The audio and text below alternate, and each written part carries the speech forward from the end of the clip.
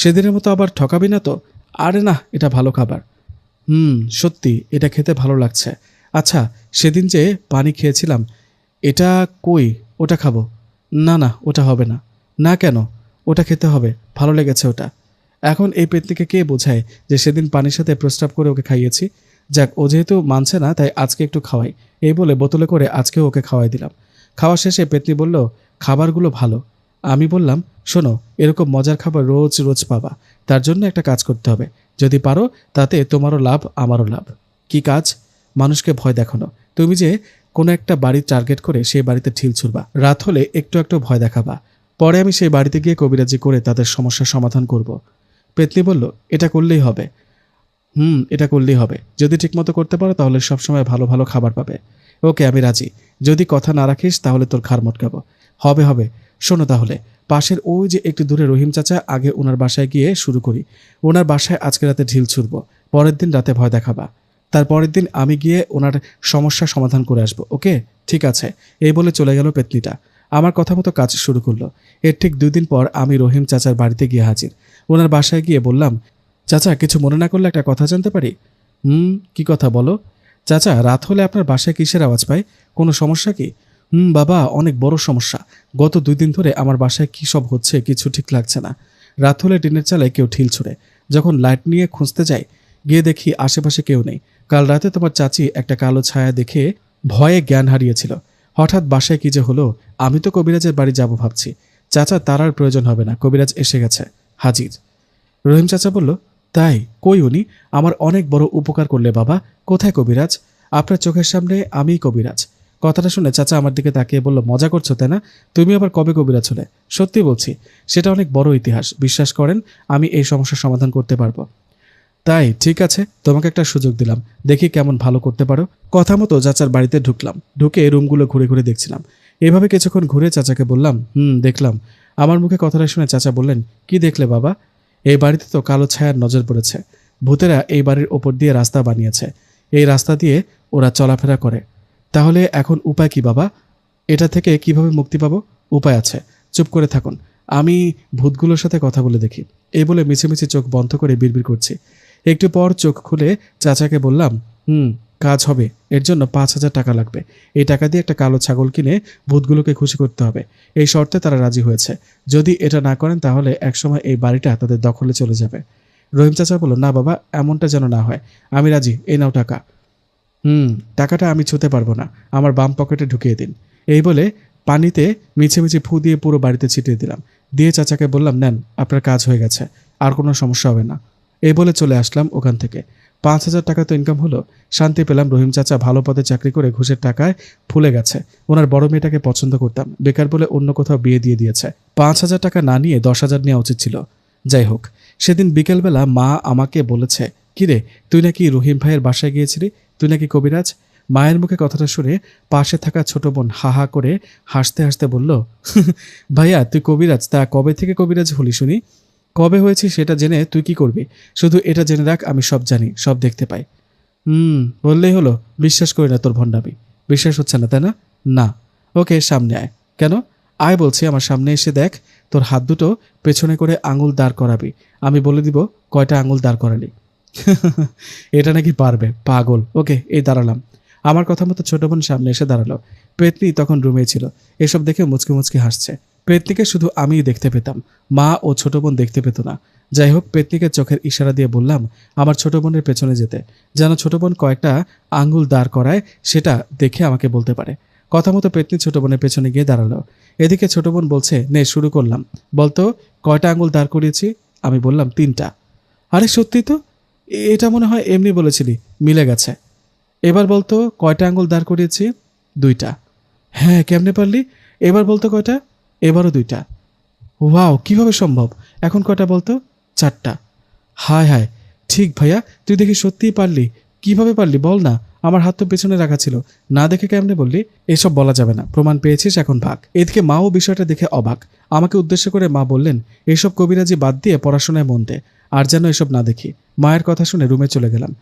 সে রাতে পেতনি আমার রুমে আসলো। ওকে দেখে আমি বললাম, বাহ, তুমি পেরেছো। আজকে আমাদের 5,000 টাকা ইনকাম হয়েছে। এই নাও তোমার পছন্দের খাবার, যত ইচ্ছে খাও। তখন পেতনি বলল, আচ্ছা, পরের প্ল্যান কি? পরের প্ল্যানটা হবে বড়। আমাদের গ্রামের মেম্বার আছে না, ওই শালা ভণ্ড গরিব মানুষের হক মেরে খায়, ওর বাসায় ভয় দেখাবো। শোনো, তুমি মেম্বারের বাসার পেছনে ফুল বাগানের ফুলের গাছের নিচে আমার দিয়ে একটা পুতুল পুঁতে রাখবা, আর ওনার বাসার সবাইকে ভয় দেখাবা। পরে 2-3 দিন পর আমি যাব মেম্বারের বাড়ি। তারপর প্ল্যান মতো 2-3 দিন পর চলে গেলাম মেম্বারের বাড়িতে।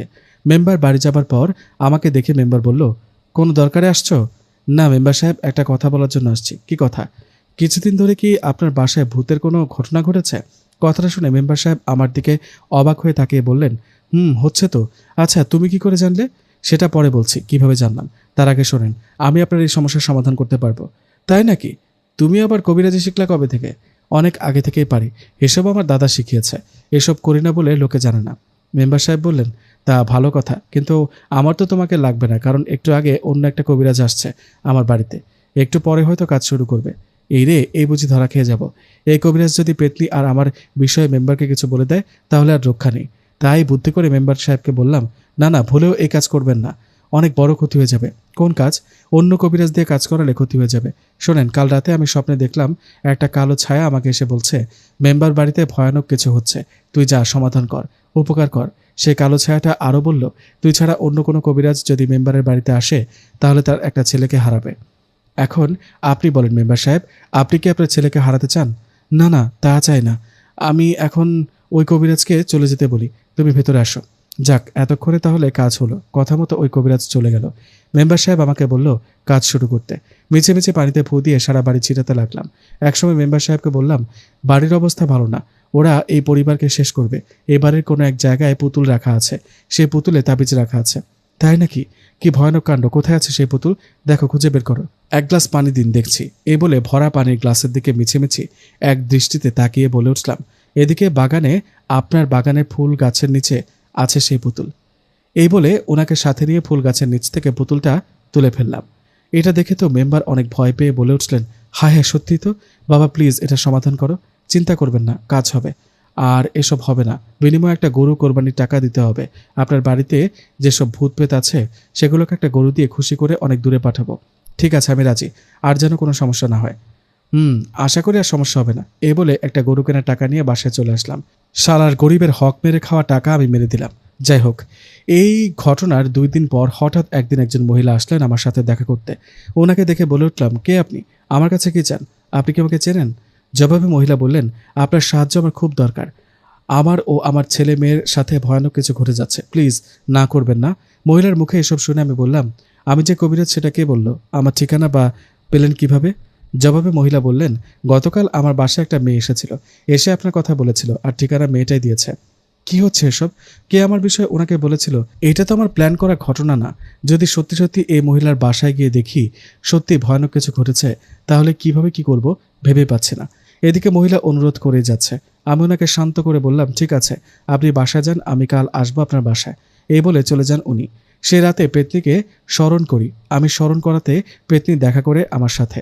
দেখা হতে আমি বললাম, আরে একটা তো ঝামেলায় পড়েছি। দিনের বেলা একটা মহিলা আসছে আমার সাথে দেখা করতে। ওনার বাসায় নাকি সমস্যা।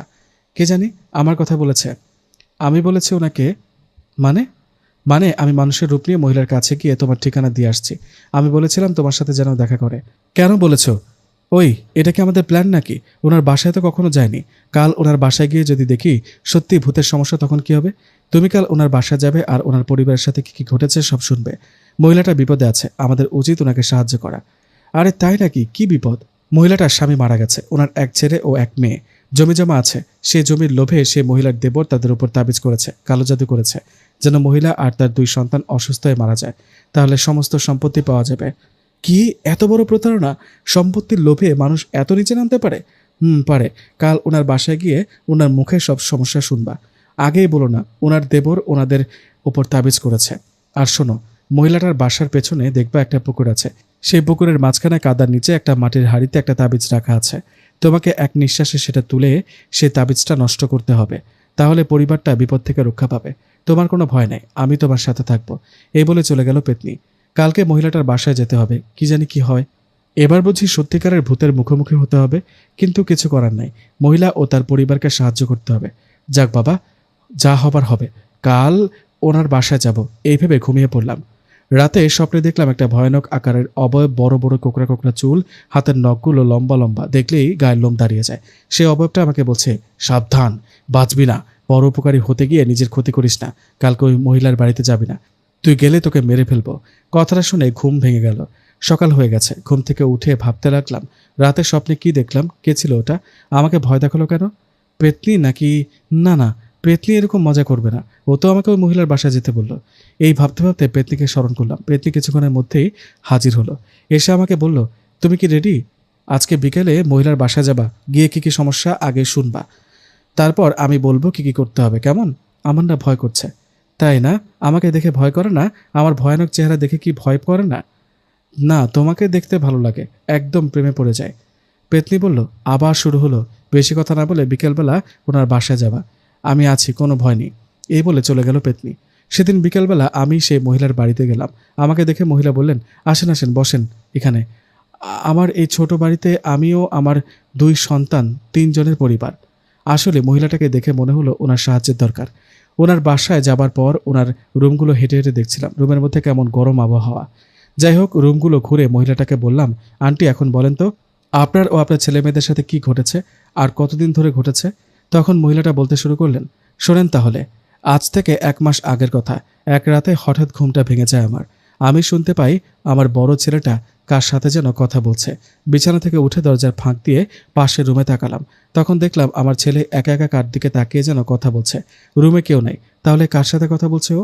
এরকম অবস্থা দেখে হঠাৎ করেই রুমে ঢুকে পড়ি আমি। রুমে ঢুকে ছেলেকে কিছু জিজ্ঞাসা করি, বাবা এত রাতে কার সাথে কথা বলছিলি? জবাবে আমার ছেলে বলে, মা ওই যে একটা লোকের সাথে, সাদা কাপড় পরা একটা লোক আমার পাশে ছিল, তুমি দেখতে পাওনি, ওনার সাথে কথা বলছিলাম। উনি বলেছে আমাকে নাকি কোথায় বেড়াতে নিয়ে যাবে। ছেলেটার মুখে কথাটা শুনে আমি অবাক হয়ে গিয়েছিলাম, কারণ আমি তো রুমে কাউকে দেখতে পাইনি। এরপরের রাতের ঘটনা, আমি উঠে টয়লেটে গিয়েছিলাম। টয়লেট শেষে যখন রুমে আসলাম, এসে যা দেখলাম সেটা দেখে আমার অবস্থা শেষ। আমি দেখলাম আমার বিছানায় আমি শুয়ে আছি। এটা কিভাবে সম্ভব বলেন? নিজেকে নিজে দেখছি। আমাকে দেখে বিছানায় থাকা আমার মতো অবয়বটা আমার দিকে তাকিয়ে ভয়ানকভাবে হাসতে থাকে। এটা দেখে একটা চিৎকার দিই। আমার চিৎকার শুনে পাশের বাসার ভাবি আসে। তখন রুমে ঢুকে দেখি কেউ নেই। শুধু কি তাই, এরপর থেকে আমার ছোট মেয়েটা রোজ রাতের স্বপ্নে ভয় পেয়ে চিৎকার দিয়ে উঠত। আমার যদি রাতে ঘুম ভেঙে যেত, আমি দেখতাম আমার পাশে কালো কালো ছায়া বসে আছে, আমাকে দেখে বাতাসে মিলিয়ে যায়। আর কি বলবো, মাঝে মাঝে আমার ছেলেটাকে খুঁজে পাই না। অনেক খোঁজাখুঁজি করে দেখি আমার বাসার পেছনে যে পুকুরটা, সেখানে সাঁতার কাটছে। দিনের বেলায়ও না, রাতের বেলায়ও এরকম হয়। সবচেয়ে অবাক করা বিষয় হলো, ও সাঁতার জানে না, তাহলে মাছ পুকুরে সাঁতার কাটে কিভাবে? আমার ছেলেকে উপরে উঠিয়ে যখন জিজ্ঞেস করি, তুই পুকুরে কেন, তখন ছেলে বলে, মা আমি কিছু জানি না, কিভাবে পুকুরে আসলাম, কেনই বা সাঁতার কাটছি। এরকম আরও অনেক সমস্যা হচ্ছে, আপনি কিছু করেন বাবা, কিছু একটা করেন। এসব কথা মহিলাটা আমাকে বলছিল। এতক্ষণ ওনার মুখে কথাগুলো শুনে বুঝলাম সমস্যা অনেক ভয়াবহ। কথাগুলো শুনে মহিলাটাকে বললাম, আন্টি সবে তো শুনলাম, আমাকে একটু একা থাকতে দেন, এই রুমটাতে আমি একা থাকতে চাই কিছুক্ষণ, আপনি বাইরে যান। আমার কথায় উনি বাইরে চলে গেলেন। আমি পেতনিকে ডাকলাম, ও আসলো। পেতনি আসার পর ওকে সব খুলে বললাম। আমার মুখে কথাটা শুনে পেতনি বলল, মহিলাটার দেবর মহিলা ও তার সন্তানদের ওপর তাবিজ করেছে, কালো জাদু করে একটা খারাপ জিনকে পাঠিয়েছে। সে খারাপ জিনটা ওদের সাথে এরকম করছে, ভয় দেখাচ্ছে। তা বুঝলাম, এখন কি করব? আগেই তো বলেছিলাম বাড়ির পেছনে যে পুকুরটা আছে সেটার মাঝখানে কাদার ভেতর একটা হাঁড়ি রাখা আছে। সেই হাঁড়িটার ভেতরে একটা তাবিজ আছে, একটা মাছের শরীরে বাঁধা। একটু পর সন্ধ্যা হবে, তুমি সন্ধ্যার পর পুকুরে নামবা, নেমে ডুব দিয়ে এক নিঃশ্বাসে সেই হাঁড়িটা উপরে তুলবা, তাহলেই হবে। পরে হাঁড়ি থেকে তাবিজটা বের করে নষ্ট করে ফেললে সমস্যার সমাধান হবে। ও, এই কথা, এটা কোনো ব্যাপার হলো? এক ডুব দিয়ে হাঁড়িটা তুলবো, এ আবার এমন কি? এতটাও সহজ মনে করো না, কারণ সেই খারাপ জিনটা বাধা দেবে, তোমাকে ভয় দেখানোর চেষ্টা করবে। তুমি ভয় পেও না, আমি তো আছি। পেতনির মুখে কথাটা শুনে একটু একটু ভয় পেলাম। কি যে হবে কে জানে, আমি কি পারবো এটা করতে? সন্ধ্যা হয়ে গেছে, আমার কাজ শুরু করতে হবে। ভয়ে ভয়ে এগিয়ে গেলাম পুকুরের দিকে। ভয় করছে, এরকম অভিজ্ঞতা কখনো হয়নি, জানি না কি হতে চলেছে। পেতনি আমার পাশে দাঁড়িয়ে পুকুরের মাঝখানটা দেখিয়ে বলল, ওই দেখো, ওইখানে গিয়ে ডুব দেবা, পানি বেশি নেই, সমস্যা হবে না। পেতনির কথায় আল্লাহর নাম নিয়ে পুকুরে নেমে পড়লাম। মাছ পুকুরে গিয়ে বিসমিল্লাহ বলে একটা ডুব দিলাম, দিয়ে কাদার মধ্যে খুঁজতে লাগলাম। খুঁজতে খুঁজতে একসময় হাতের মধ্যে কিছু একটা লাগলো। ভালো অনুভব করলাম এটাই হাঁড়ি। হাঁড়িটা শক্ত করে ধরে উপরে উঠতে যাব, ঠিক তখন খেয়াল করলাম আমার পা কেউ টেনে ধরেছে। পানির নিচে কতক্ষণই বা থাকা যায়? প্রাণ বাঁচাতে উপরে ওঠার অনেক চেষ্টা করছি, কিন্তু আমার পা কিছুতেই ছাড়ছে না। এই বুঝি দম আটকে মারা যাব। ঠিক তখনই কে যেন উপর থেকে জোরে টেনে তুললো আমাকে। উপরে উঠে বুঝতে পারলাম পেতনি। পেতনি আমাকে উপরে টেনে তুলছে। পানির উপরে উঠতেই পেতনি বলল, তাড়াতাড়ি পাড়ে ওঠো। পেতনির কথা শুনে তাড়াতাড়ি করে পানি থেকে উপরে উঠলাম। উফ, বাঁচলাম। অল্পের জন্য দম বন্ধ হয়ে মারা যায়নি। এটা নিশ্চয়ই সেই খারাপ জিনটা ছিল, আমাকে বাধা দিচ্ছিল আমি যেন হাঁড়িটা উপরে তুলতে না পারি। যাই হোক, হাঁড়িটা উপরে তুলে ঢাকনা খুললাম। ঢাকনা খুলে দেখলাম একটা মাছ, সেখানে শিং মাছ। মাছটা এখনো জীবিত। মাছটার সাথে একটা তাবিজ বাঁধা। এই মাছটা যেদিন মারা যেত সেদিন এই মহিলাও তার সন্তানরাও মারা যেতেন। পেতনির কথা মতো হাঁড়ি থেকে তাবিজটা খুলে নষ্ট করে ফেললাম। আর সেই মহিলাকে বললাম, ইনশাআল্লাহ এখন থেকে আর কোনো সমস্যা হবে না। আর একটা কথা, আপনার যে ছোট দেবর আছে ওদের সাথে যোগাযোগ রাখবেন না, কারণ ওরা আপনার খারাপ চায়, ভালো চায় না। এই বলে মহিলার বাসা থেকে বের হলাম। আমার পাশে পেতনি। পেতনিকে দেখে বললাম, কি ঠিকমতো কাজ করতে পেরেছি তো? পেরেছ। তাহলে এখন বাসায় চলে যাই, তাই না? যাও, তবে সাবধানে। রাস্তায় সেই খারাপ জিনটা তোমার ক্ষতি করতে পারে। তাই নাকি? ওমা, তাহলে যাব না। তুমি নিয়ে যাও আমাকে। আমি কিভাবে নিয়ে যাব? আমি তোমার পা ধরি, তুমি উড়ে উড়ে নিয়ে যাও। গাধার বুদ্ধি তো গাধার মতোই হবে। ওই যদি হেঁটে হেঁটে যাই, তখন যদি ওই খারাপ জিনটা আমার ক্ষতি করে, তখন? চোখ বন্ধ করো। কেন? এত কথা বলো না, চোখ বন্ধ করো। আমি না বলা পর্যন্ত খুলবে না। পেতনির কথা মতো চোখ বন্ধ করলাম। না জানি কি করবে। একটু পর পেতনি বলল, চোখ খুলো। পেতনির কথা মতো চোখ খুললাম। ও মা গো, আমি কোথায়? আরে আরে, গাছের ডালে কি করছি আমি? এই, আপনি কে? আবার পেতনি কোথায়? কেউ আছো কি? বাঁচাও আমাকে। আরে পড়ে যাব তো। আরে কথা বলছেন না কেন? কে আপনি? আমার কথা শুনে পাশে থাকা মেয়েটা বলল, হুম, যত বড় চিল্লাও কেউ শুনবে না। এ কি বলছেন এগুলো? আপনি কে? পেতনি কোথায়? জবাবে মেয়েটা বলল, এই বোকা, আমি পেতনি। কি? হায় হায়, তুমি এত সুন্দর হলা কি করে? আগে থেকেই সুন্দর আমি। এতদিন তোমার সামনে ভয়ানক রূপে হাজির হয়েছে। তাই নাকি? আসলেই তো তুমি অনেক সুন্দর। সবসময় এরকম সুন্দর হয়ে থাকবা, তাহলে পরীর মতো লাগবে, পেতনি না। আমার মুখে কথাটা শুনে পেতনি বলল, তোমরা মানুষেরা না অন্যরকম জিন জাতিকেও ছাড়নি। হুদাই ওদের নাম দাও পরী, পেতনি, ডাইনি। এগুলা মানুষের দেয়া নাম। আমরা জিন জাতি, এটাই আমাদের পরিচয়। আমাদের মধ্যেও ভালো খারাপ আছে। পেতনির মুখে কথাটা শুনে বললাম, তা যাই হোক, তোমাকে দেখতে পরীর মতো সুন্দর লাগছে। চলো প্রেম করি। কোথায় বসে আছো জানো? গাছের ডালে। গাছটার বয়স কত জানো? না, জানি না। 500 বছর। আর এটা আমাদের রাজ্য, বুঝলা? তোমাদের পৃথিবী না। কি? ও, ভুল হয়ে গেছে। প্রেম করতে হবে না। আমার বাসায় রেখে আসো, মা বাবা চিন্তা করবে। পেতনি বলল, প্রেম বেরিয়ে গেল। আচ্ছা, ফল খাবে? দেখো গাছটাতে কত সুন্দর সুন্দর ফল। দেখতে তো ভালোই লাগে। কি ফল? এটার নাম কি? শিং ফল। কি? শিং মাছ হয় জানি, শিং ফল হয় বুঝি? দেখি তো, দাও, খেয়ে দেখি কেমন। এই নাও, এই দুইটা খাও। বাহ, মজা লাগে তো, ভালোই লাগছে। এবার তোমার মাথায় হাত দিয়ে দেখো তো একবার। পেতনির কথায় মাথায় হাত বোলাতে চমকে উঠলাম। ও মাগো, আমার মাথায় সব কি? পেতনি হাসতে হাসতে বলল, তোমার মাথায় গরুর মতো শিং গজিয়েছে। কি? হায় হায়, আমারই কি সর্বনাশ হলো? শিং হলো কি করে? একটু আগে শিং ফল খেয়েছ, তাই শিং হয়েছে। প্লিজ কিছু একটা করো। আমার শিং লাগবে না। এই শিং নিয়ে সমাজে চলবো কিভাবে? মানুষ তো গরু বলে ডাকবে। সেটা ডাকলে ভালোই হবে। প্লিজ, সত্যি ভয় করছে। এবার চলো, বাসায় রেখে আসো আমায়। মা সত্যি চিন্তা করছে। ওকে, চোখ বন্ধ করো, আমি বাসায় রেখে আসছি। আর হ্যাঁ, কালকে নতুন প্ল্যান করে জানাবে আমাকে সামনে কি করব। এখন চোখ বন্ধ করো। পেতনির কথায় চোখ বন্ধ করলাম। একটু পর পেতনি বলল, চোখ খুলো। পেতনির কথায় চোখ খুলে দেখলাম আমি এখানে কেন? এটা আবার কোন জায়গা? ভালো করে এদিক সেদিক খেয়াল করে বুঝলাম আমাদের ঘরের টিনের চালের উপর। পেতনি কাজটা ঠিক করেনি, শেষমেশ টিনের চালের উপর রেখে গেল। টিনের চালের উপর থেকে চিৎকার করছি, মা, ও মা, আমাকে নিচে নামাও। আমার চিৎকার শুনে মা, বাবা, ছোট বোন সবাই বেরিয়ে এলো। বাইরে এসে আমাকে বলল, কি রে, তুই টিনের চালের উপর কি করছিস? এখন কি বলি, পড়লাম এক বিপদে। মায়ের কথা শুনে বলে উঠলাম, মা, আসলে হয়েছে কি, টিনের চালে উঠে দেখলাম কোথায় ফুটা আছে। বৃষ্টির সময় আমার রুমে পানি পড়ে আছে, তাই ফুটোটা বন্ধ করতে উপরে উঠেছি। এখন নামতে পারছি না। আরে পাগল, তাই বলে রাতের বেলা উঠবি? দাঁড়া, মই দিই। এটা দিয়ে নিচে নেমে আয়। অনেক কষ্টে নিচে নেমে আসলাম। যাই হোক, আর কথা না বাড়িয়ে খেয়ে শুয়ে পড়লাম। সে রাতে পেতনিকে ডাকলাম। রাতে পেতনি আমার রুমে আসলো। ওকে দেখে বললাম, এই এই, তোমার খবর আছে। আমাকে টিনের চালে রেখে গেছো কেন? তাতে কি, আকাশ থেকে তো আর ফালাই দেয়নি। তাই বলে টিনের চালা রেখে যাবা? তাতে কি, তুমি তো সাহসী। সাহস দেখে নিচে লাফ দিতা। লাফ দিয়ে পা ভেঙে ফেলি, তাই না? এই, আজকে এই রূপে আছো কেন? দেখতে খারাপ লাগছে। সুন্দর রূপে আসো। কেন, সুন্দর দিয়ে কি করবা শুনি? সুন্দর দেখলে গার্লফ্রেন্ড গার্লফ্রেন্ড ফিল হয়। তাই বুঝি? আচ্ছা, চোখটা বন্ধ করো।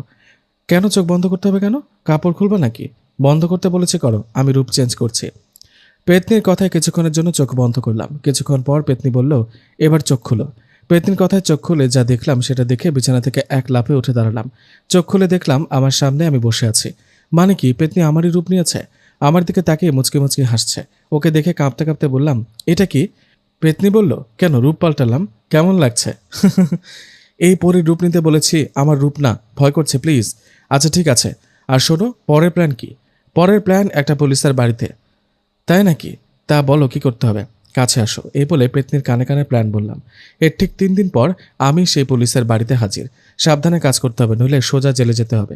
যাই হোক, পুলিশের বাড়িতে গিয়ে বললাম, স্যার কিছু মনে না করলে কিছু কথা বলতে পারি? পুলিশ বলল, কি কথা? কি বলবেন বলেন, থানায় আসেন, বাড়িতে এসব কথা বলা যাবে না।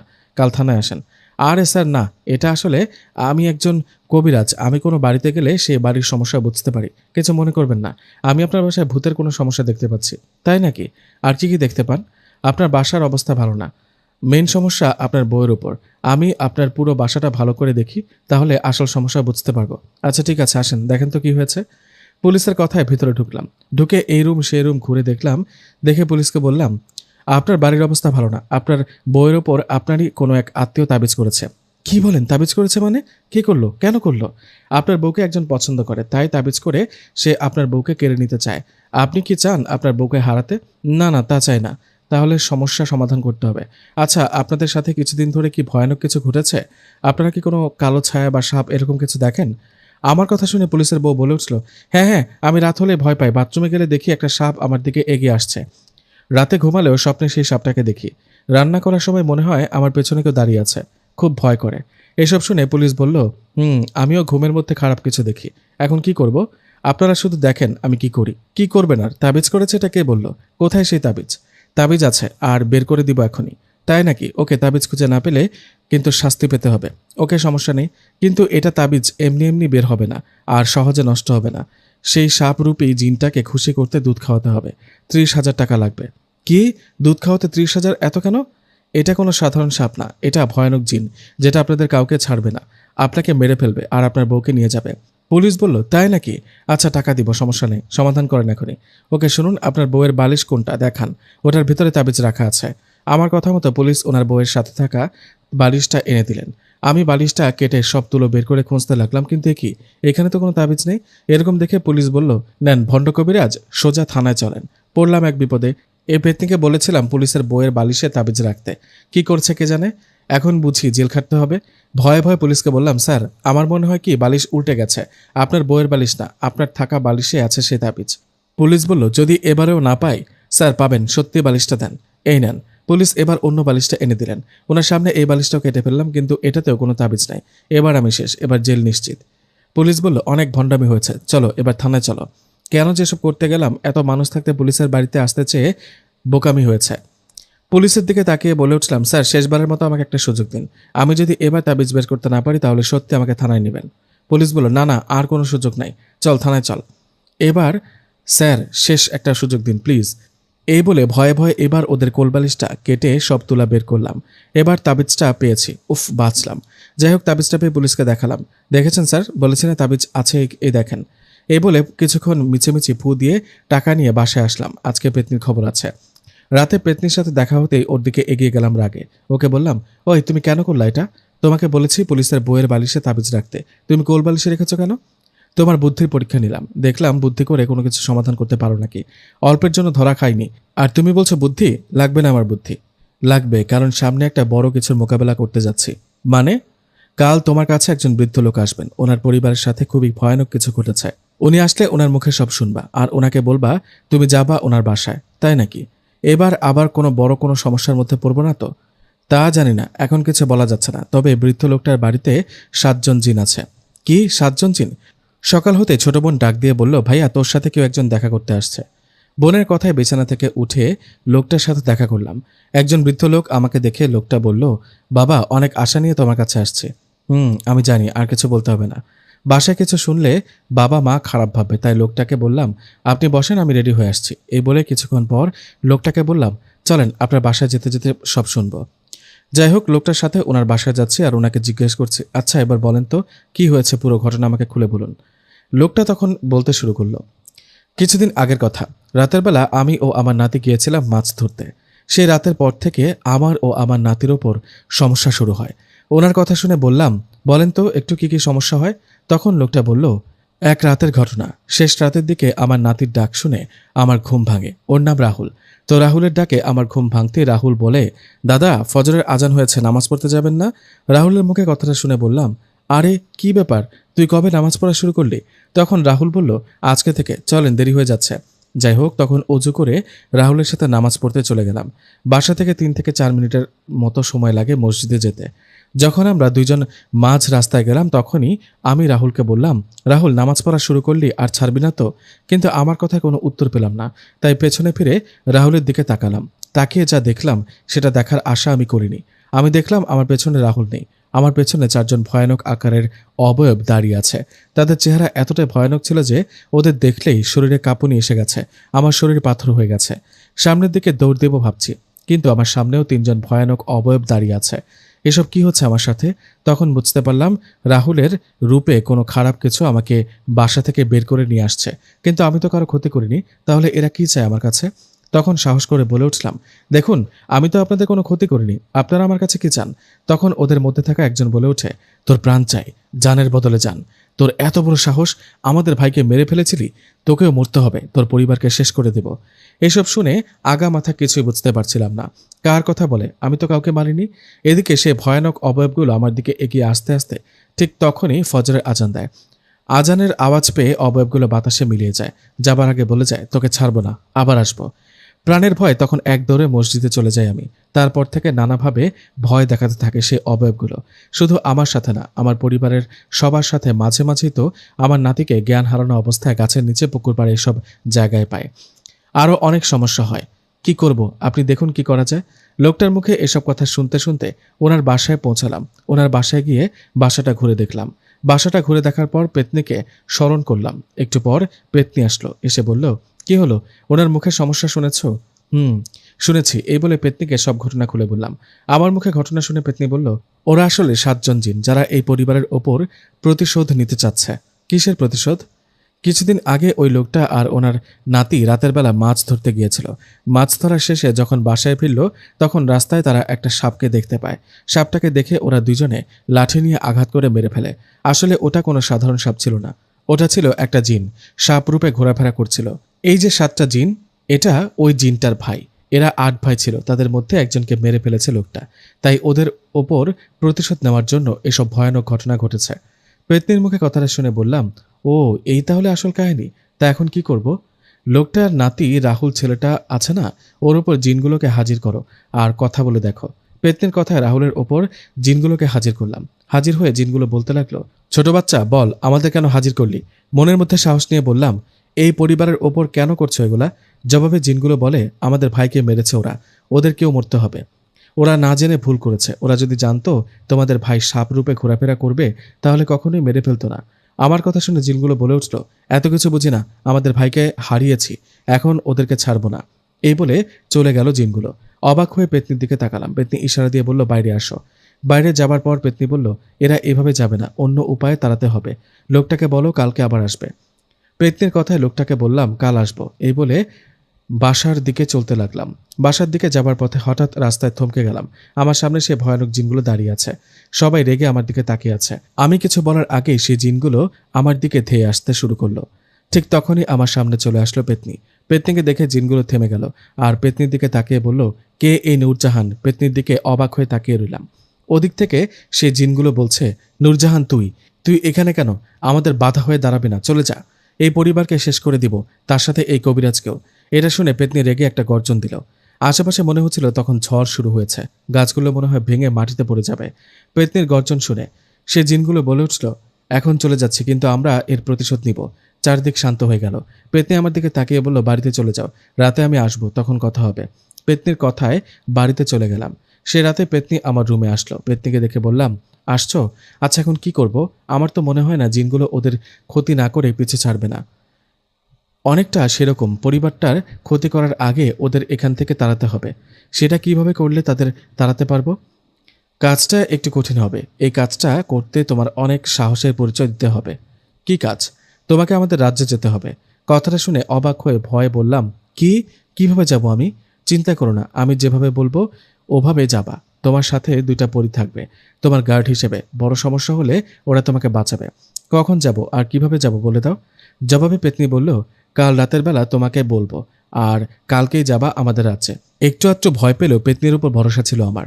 ও কখনো ক্ষতি হতে দিবে না আমার। যাই হোক, পরের রাতে পেতনি আমার রুমে চলে আসলেন। এসে বললেন, তুমি রেডি তো? রেডি। বলো এখন কি করব। মনোযোগ দিয়ে শোনো। এখানে তুমি কিছুক্ষণ চোখ বন্ধ করে রাখবা। যখন চোখ খুলবা তখন তুমি দেখবা তুমি একটা নদীর পাড়ে। ভয় পাবা না। এই নদীটা তুমি চিনবে না। এদিক সেদিক না তাকিয়ে সোজা চলে যাবা ঘাটে। ঘাটে গিয়ে দেখবে একটা মাঝি তোমার জন্য নৌকা নিয়ে বসে আছে। মনে রাখবা, মাঝিটা মানুষ না, জিন। তুমি কোনো কথা না বলে নৌকায় বসবা। তখন মাঝি তোমাকে নিয়ে চলতে থাকবে। নৌকা যখন মাঝ নদীতে যাবে তখন দেখবা মাঝি মাঝ নদীতে নৌকা থামাবে। তখন তুমি বিসমিল্লাহ বলে নদীতে একটা ডুব দিবা। কি? নদীতে ডুব দিব? তখন আমার কি হবে? ভয় পাবে না। তুমি ডুব দেবার পর তোমার কিছুই মনে থাকবে না। একটু পরে বুঝতে পারবা তুমি একটা রাজপ্রাসাদের ভেতর, তোমার আশেপাশে অনেকেই থাকবে। মনে রাখবা সবগুলো কিন্তু জিন। সামনে খেয়াল করে দেখবা একজন লম্বা সাদা জুব্বা পরা লোক। উনি হলেন জিনের বাদশা। ওনাকে সালাম দিয়ে ওনার কাছে গিয়ে আমি একটা চিঠি দেব, সেটা ওনার হাতে দিবা। চিঠিটা পড়ার পর উনি তোমাকে একটা রাস্তা দেখিয়ে দিয়ে বলবে ওদিকে যাও। কোথায় যেতে বলবে? কোথায় যাব আমি? উনি যে রাস্তা দেখাবে সেই রাস্তা দিয়ে কিছুক্ষণ হাঁটলে মায়াবী জঙ্গলে পৌঁছাবা। তারপর মায়াবী জঙ্গলে গিয়ে খুঁজতে থাকবা। খুঁজতে খুঁজতে দেখবা একটা সুন্দর ফুল, ফুলটা দিয়ে আলো বেরোচ্ছে। তখন সেই ফুলটার কাছে যাবা, গিয়ে বলবা আমাকে বাদশাহ হুজুর পাঠিয়েছেন। এই বলে ফুলটা ছিঁড়ে নিয়ে আসবা। মনে রাখবা মায়াবী জঙ্গলের সব মায়াবী। মনে রাখবা সেই খারাপ জিনগুলো তোমাকে ভয় দেখাতে পারে। ভুলেও পেছনে ফিরে তাকাবে না। কেউ ডাকলে শুনবা না। ফুলটা নিয়ে সোজা হাঁটতে থাকবা। হাঁটতে হাঁটতে জঙ্গল থেকে বের হয়ে কিছুক্ষণের জন্য আবারও চোখ বন্ধ করবা। কিছুক্ষণ পর যখন চোখ খুলবে দেখবা তুমি নৌকার উপর বসে আছো। নৌকায় বসে থাকবা। মাঝি তোমাকে পাড়ে পৌঁছে দেবে। আমি পাড়ে তোমার জন্য অপেক্ষা করব। এত কঠিন কাজ আমি কি পারবো এসব? পারবা। সাহস রাখো। আচ্ছা, সেই ফুলটা দিয়ে কি এই জিনগুলোকে তাড়ানো যাবে? ফুলটা আর জমজমের পানি লাগবে। জমজমের পানি কোথায় পাবো? সেটা আমি এনে দেব। আচ্ছা, তুমি কি সেই জিনগুলোকে চেনো? চিনি। ওরা কাফের জিন। যুগের পর যুগ ওরা মানুষের ক্ষতি করে আসছে। ওরা ভয়ানক আর খারাপ। কারো পিছু লাগলে সহজে ছাড়ে না। ও আচ্ছা, একটা কথা জানতে ইচ্ছে করছে। কি কথা? আমি নূরজাহানকে। আমি নূরজাহান। আর আমি কোনো পেতনি না, আমি পড়ি। আরে তাই নাকি? সত্যি?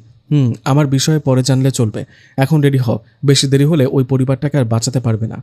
মনের মধ্যে সাহস রেখে আল্লাহর নাম নিয়ে চোখ বন্ধ করলাম। কিছুক্ষণ পর চোখ খুললাম। চোখ খুলতেই সামনে দেখতে পেলাম বিশাল একটা নদী। জায়গাটা চিনতে পারছি না।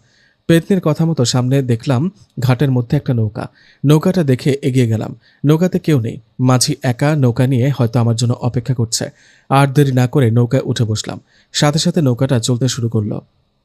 চলতে চলতে একসময় মাঝ নদীতে চলে আসলো। এখানে হয়তো আমাকে ডুব দিতে হবে। মনের মধ্যে সাহস নিয়ে বিসমিল্লাহ বলে মাঝ নদীতে নেমে একটা ডুব দিলাম। ডুব দেবার পর আমার আর কিছু মনে ছিল না। কিছুক্ষণ পর নিজেকে খেয়াল করলাম একটা রাজপ্রাসাদে। কত সুন্দর চারিদিকে। আশেপাশে অনেকেই ছিল, আমার দিকে তাকিয়ে দেখছিল। আমি জানি সবাই জিন। একটু ভয় করছিল। সামনের দিকে একটু এগোতেই আমার সামনে দেখতে পেলাম লম্বা সুন্দর সাদা জুব্বা পরা একজনকে। ইনি মনে হয় জিনের বাদশা। পেতনির দেয়া চিঠিটা নিয়ে এগিয়ে গেলাম বাদশার দিকে। গিয়ে ওনার হাতের চিঠিটা দিলাম। চিঠিটা পড়ার পর জিনের বাদশা আমার দিকে তাকিয়ে মুচকে একটা হাসি দিলেন আর হাত ইশারা করে বললেন এদিকে যেতে। ওনার দেখানো পথে হাঁটতে লাগলাম। কিছুক্ষণ পর পৌঁছে গেলাম মায়াবী জঙ্গলে। জঙ্গলে আসলেই অন্যরকম। এদিক সেদিকে ঘুরতে লাগলাম। ঘুরতে ঘুরতে খেয়াল করলাম একটা সুন্দর ফুল। ফুলটা দিয়ে আলো বেরোচ্ছে। তখনই বুঝে ফেললাম এটা সেই ফুল। আস্তে আস্তে এগিয়ে গেলাম ফুলটার দিকে। ফুলটার কাছে গিয়ে বললাম আমাকে বাদশাহ হুজুর পাঠিয়েছে। এই বলে ফুলটা ছিঁড়ে আসতে লাগলাম। ঠিক তখনই আমার ছোট বোনের কণ্ঠে কেউ বলে উঠল, ভাইয়া দেখ আমি এখানে। মনে মনে ভাবলাম আমার বোন এখানে আসবে কিভাবে। তখনই মনে পড়ল পেতনির কথা। পেতনি বলেছিল পেছনে ফিরে না তাকাতে। এই ভেবে হাঁটতে লাগলাম। কিন্তু এবার মায়ের কণ্ঠে ডাকতে লাগলেন আমাকে। আমি ওসবে পাত্তা না দিয়ে হাঁটতে হাঁটতে একসময় মায়াবী জঙ্গলের থেকে বের হলাম। বের হয়ে পেতনির কথা মতো চোখটা বন্ধ করলাম। একটু পর চোখ খুলে দেখলাম আমি নৌকায় বসে আছি। আমি নৌকা নিয়ে পাড়ের দিকে যাচ্ছি। একটু পর পাড়ে পৌঁছালাম। নৌকা থেকে নেমে হেঁটে যাচ্ছি। তখন পেছন থেকে বাবার কণ্ঠে একজন বলে উঠল, আরে নাহিদ, এখানে কেন? কি করিস এখানে? বাবার কণ্ঠ শুনে এবার ভুল করে পেছনে ফিরে তাকাতে যাব। তখনই পেতনি বলল, না পিছনে ঘুরো না, সাবধান। পেতনির কথায় পেছনে না তাকিয়ে সামনে পেতনির দিকে এগিয়ে গেলাম। আমাকে দেখে পেতনি রেগে বলল, তোমাকে না বলেছি পেছনে ফিরে না তাকাতে? জিনদের কি মনে হয় তোমার? একটুর জন্য তো মারা যেতে। ভুল করে পেছনে ফিরে তাকালে তোমাকে খারাপ জিনগুলো মেরে ফেলতো। এখন আর দেরি করা ঠিক হবে না, চোখ বন্ধ করো। পেতনির কথায় চোখ বন্ধ করলাম। কিছুক্ষণের মধ্যে খেয়াল করলাম আমি সেই লোকটার বাসায়। পেতনি আমাকে বলল, লোকটার নাতি রাহুলের ওপর জিনগুলোকে হাজির করো। পেতনির কথায় জিনগুলোকে হাজির করলাম। জিনগুলো হাজির হয়ে এবার অনেক উল্টোপাল্টা কথা বলতে থাকলো। আমাকে নানাভাবে ভয় দেখানোর চেষ্টা করলো। তখনই পেতনি বলল, ফুলটা এই জমজমের পানিতে চুবিয়ে সেই পানি রাহুলের ওপর ছিটাতে। পেতনির কথায় ফুলটা জমজম পানিতে চুবিয়ে রাহুলের ওপরে ছিটাতেই রাহুলের ভেতরে থাকা জিনগুলো ছটফট করতে লাগলো আর বলতে লাগলো, বন্ধ করো এগুলা, শরীর পুড়ে যাচ্ছে, বন্ধ কর। তখন আমি বলে উঠলাম, ঠিক আছে বন্ধ করছি, আগে বল এই পরিবারটাকে ছেড়ে যাবি। জিনগুলো বলল, না ছেড়ে যাব না, সবাইকে মেরে ফেলবো।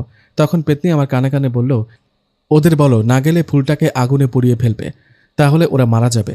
পেতনির কথায় জিনগুলোকে বললাম, তোমরা কি ছেড়ে যাবা নাকি এই ফুলটা আমি আগুনে পুড়িয়ে ফেলবো? আমার কথাটা শুনে এবার জিনগুলো ভয়ে ভয়ে বলে উঠল, না এই কাজ করিস না, ঠিক আছে আমরা ছেড়ে যাচ্ছি, আর কখনো এদের সমস্যা করব না। তবে যাবার আগে একটা কথা বলে যাই, কখনো সুযোগ পেলে তোকে ছাড়বো না। এই বলে জিনগুলো চলে গেল। যাক, অবশেষে কাজ হলো, পরিবারটার সমস্যা থেকে বাঁচলো। কাজ শেষ, বাসায় চলে গেলাম। সে রাতে পেতনিকে স্মরণ করলাম, কিন্তু ও আসলো না। এভাবে 2 থেকে 3 দিন পেতনিকে স্মরণ করলাম, কিন্তু ওর কোনো খবর নাই। ও ঠিক আছে তো? তাহলে আমার সাথে দেখা করছে না কেন? হঠাৎ এক রাতের ঘটনা। কিছুদিন ধরে পেতনির কোনো খবর নেই। ওর সাথে আবার খারাপ কিছু হয়নি তো? মন খারাপ করে বসে থাকতাম, কতবার যে স্মরণ করেছি, তাও আসলো না। হঠাৎ কি হলো ওর? যাই হোক, এভাবে কিছুদিন চলে গেল। হঠাৎ এক রাতের ঘটনা। রাত কয়টা বাজে জানি না, কেন জানি না হঠাৎ ঘুম ভেঙে গেল। ঘুমটা ভাঙতেই নাকে একটা সুঘ্রাণ ভেসে আসলো, খুবই সুন্দর গন্ধ। রুমের মধ্যে এত সুঘ্রাণ, এত সুন্দর ঘ্রাণ আসলো কিভাবে? এই ভেবে চোখটা খুলে যা দেখলাম, সেটা দেখে আমি নিজেকে বিশ্বাস করতে পারছি না। আমি দেখলাম আমি একটা বাগানে, চারদিকে সুন্দর সুন্দর ফুল, প্রজাপতি উড়ে বেড়াচ্ছে। চারদিকে ফুলগুলো থেকে সুন্দর সুঘ্রাণ বেরোচ্ছে। আমি কোথায়? একটু আধটু ভয় পেয়ে এদিক সেদিক তাকাচ্ছিলাম। হঠাৎ খেয়াল করলাম কিছু বাচ্চা ছেলে খেলা করছে। আমি এগিয়ে গেলাম বাচ্চাগুলোর কাছে। বাচ্চাগুলো কত সুন্দর!